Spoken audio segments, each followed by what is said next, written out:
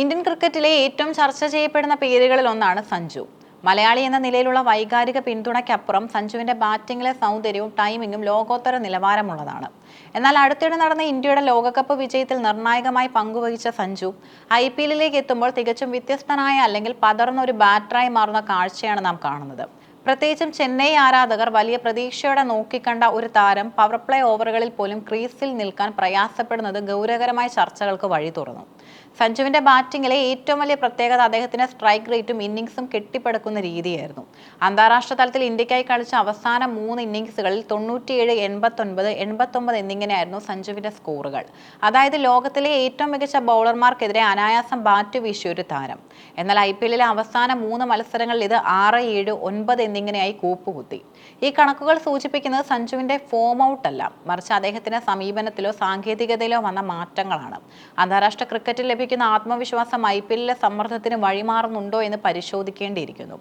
ഈ സീസണിൽ സഞ്ജുവിന്റെ പുറത്താകലുകളെല്ലാം തന്നെ പേസ് ബൗളർമാർക്കെതിരെയായിരുന്നു എന്നതും ശ്രദ്ധേയമാണ്. ബർഗർ, സേവ്യർ ബട്ട്ലറ്റ്, ഒടുവിൽ ജേക്കബ് ഡെഫി എന്നിവരാണ് സഞ്ജുവിനെ പവലിയനിലേക്ക് മടക്കിയത്. ഈ ബൗളർമാർ ആരും തന്നെ അതിവേഗത കൊണ്ട് ബാറ്ററെ വിറപ്പിക്കുന്നവരല്ല. എന്നാൽ കൃത്യമായി ലൈനും ലെങ്ത്തും സിങ്ങും സമന്വയിപ്പിക്കാൻ ഇവർക്ക് കഴിഞ്ഞു. ചിന്നസ്വാമി സ്റ്റേഡിയത്തിൽ ജേക്കബ് ഡെഫിക്കെതിരെ സഞ്ജു കളിച്ച ഫുൾ ഷോട്ട് അദ്ദേഹത്തിന്റെ ക്ലാസ് വിളിച്ചോതുന്നതായിരുന്നു. എന്നാൽ തൊട്ടടുത്ത പന്തിൽ ഔട്ട് സ്വിംഗിൽ വീണുപോയത് സഞ്ജുവിന്റെ ശ്രദ്ധക്കുറവാണോ അതോ ബൗളറുടെ മിടുക്കാണോ? സമാനമായ രീതിയിൽ ബട്ട്ലറ്റിന്റെ ഇന്നിംഗ്സിലും ബർഗറുടെ ഓഫ് സ്റ്റംപ് ലൈൻ പന്തിലും സഞ്ജു അടിപതറി. ഈ 3 സാഹചര്യങ്ങളിലും സഞ്ജുവിന്റെ വിക്കറ്റ് വീണത് പന്ത് കൃത്യമായി റീഡ് ചെയ്യാൻ കഴിയാത്തതിനാലാണ്. ഒരു ബാറ്ററുടെ ഏറ്റവും വലിയ കരുത്തെന്നത് പന്തിന്റെ ദിശയ്ക്കനുസരിച്ച് കാലുകൾ ചലിപ്പിക്കുക എന്നതാണ്. സഞ്ജുവിന്റെ ഈ സീസണിലെ പുറത്താകലുകൾ പരിശോധിച്ചാൽ അദ്ദേഹത്തിന്റെ ഫുട് മൂവ്മെന്റ് വളരെ ദുർബലമാണെന്ന് കാണാം. പ്രത്യേകിച്ചും ഔട്ട് സ്വിംഗുകളിൽ കാലുകൾ കൃത്യമായി പന്തിനടുത്തേക്ക് എത്തുന്നില്ല. പകരം നിന്ന നിൽപ്പിൽ ഡ്രൈവുകൾക്ക് ശ്രമിക്കുന്നതാണ് വിക്കറ്റ് നഷ്ടപ്പെടാൻ കാരണമാകുന്നത്. പഞ്ചാബിനെതിരെയും ബംഗളൂരുവിനെതിരെയും പന്തിന്റെ മൂവ്മെന്റ് ജഡ്ജ് ചെയ്യുന്നതിൽ സഞ്ജു പരാജയപ്പെട്ടു. ഗുഡ് ലെഗ് പന്തുകൾ സ്വിംഗ് ചെയ്യുമ്പോൾ പ്രതിരോധിക്കുന്നതിന് പകരം ആക്രമിക്കാൻ ശ്രമിക്കുന്നത് വിക്കറ്റ് വലിച്ചെറിയുന്നതിന് തുല്യമായി മാറുന്നു. പവർ പ്ലേയിൽ പന്ത് പുതിയതായിരിക്കുമ്പോൾ ലഭിക്കുന്ന സ്വിംഗിനെ ബഹുമാനിക്കാത്തത് സഞ്ജുവിനെ പോലൊരു പരിചയസമ്പന്നനായ താരത്തിന് ചേർന്നതല്ല. ഇന്ത്യക്കായി കളിക്കുമ്പോൾ സഞ്ജു പിന്തുടരുന്ന ഒരു ശൈലിയുണ്ട്. തുടക്കത്തിൽ പന്തിന്റെ ഗതി മനസ്സിലാക്കി നിലയുറപ്പിക്കുകയും പിന്നീട് തന്റെ സ്വാഭാവികമായ ആക്രമണ ശൈലിയിലേക്ക് മാറുകയും ചെയ്യുക എന്നതാണത്. ലോകകപ്പിൽ വെസ്റ്റ് ഇൻഡീസിനും ഇംഗ്ലണ്ടിനുമെതിരെ 200 സ്ട്രൈക്ക് റേറ്റിൽ റൺസ് സ്കോർ ചെയ്തപ്പോഴും അദ്ദേഹം ടെക്സ്റ്റ് ബുക്ക് ഷോട്ടുകൾക്കാണ് മുൻതൂക്കം നൽകിയത്. എന്നാൽ ചെന്നൈ സൂപ്പർ കിങ്സിൽ എത്തിയപ്പോൾ ടീമിന്റെ പുതിയ ഫിലോസഫിയായ പവർ പ്ലേ അഗ്രേഷൻ സഞ്ജുവിനെ ബാധിച്ചതായി കാണാം. ആദ്യ പന്ത് മുതൽ തകർപ്പൻ അടികൾക്ക് ശ്രമിക്കുന്നത് സഞ്ജുവിന്റെ ഇന്നിംഗ്സുകളെ അസ്ഥിരപ്പെടുത്തുന്നു. IPL പവർ പ്ലേ പരമാവധി ഉപയോഗിക്കുക എന്ന സമ്മർദ്ദം അദ്ദേഹത്തെ തന്റെ സ്വാഭാവിക ശൈലിയിൽ നിന്നും വ്യതിചലിപ്പിക്കുന്നു. ശാന്തത കൈവിട്ട് ഡ്രൈവുകൾക്കും വലിയ ഷോട്ടുകൾക്കും തുടക്കത്തിലെ മുതിരുന്നത് ബൗളർമാർക്ക് അവസരം ഒരുക്കി നൽകുകയാണ് ചെയ്യുന്നത്.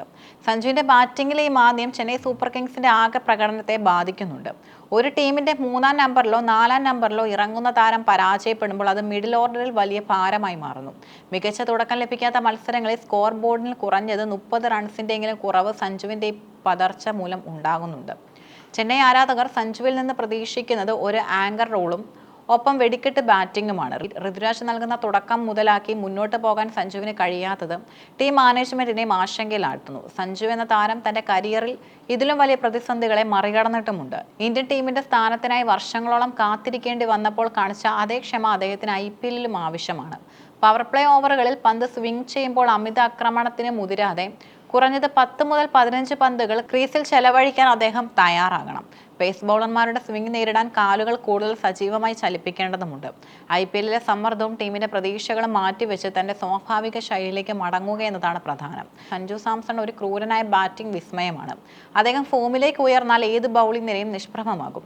ചെന്നൈ സൂപ്പർ കിങ്സിന്റെ കിരീടമോഹങ്ങൾക്ക് സഞ്ജുവിന്റെ ഫോം അത്യന്താപേക്ഷിതവുമാണ്. നിലവിലെ ഈ റൺ വരൾച്ച ഒരു താൽക്കാലിക പ്രതിഭാസം മാത്രമായിരിക്കാം. ന്യൂ ബോളിലെ സിംഗിനെ അതിജീവിച്ചു കഴിഞ്ഞാൽ സഞ്ജുവിന്റെ ബാറ്റിംഗിൽ ആ മനോഹാരിത വീണ്ടും നമുക്ക് കാണാൻ കഴിയും. വരാനിരിക്കുന്ന മത്സരങ്ങളിൽ സാങ്കേതിക പിഴവുകൾ തിരുത്തി സഞ്ജു തന്റെ പഴയ പ്രതാപത്തിലേക്ക് തിരിച്ചെത്തുന്നത് തന്നെ നമുക്ക് പ്രതീക്ഷിക്കാം. മഞ്ഞക്കുപ്പായത്തിൽ സഞ്ജുവിന്റെ ആ ക്രൂര വിനോദം കാണാൻ ആരാധകർ കാത്തിരിക്കുകയാണ്.